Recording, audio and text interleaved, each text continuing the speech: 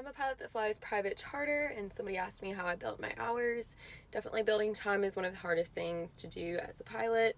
Thankfully, my very first airport where I learned to fly out of was a huge builder airport, so people were building their own airplanes, and luckily they were all such a good community, and I got to fly a lot of people's planes.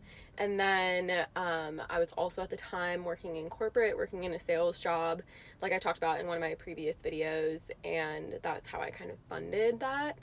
And then my very first job as a commercial pilot, I did banner towing, which I post a lot of videos about previously. And then I got this specific job flying private charter around 500 hours. Hope that helps. Let me know in the comments if you guys have any more questions.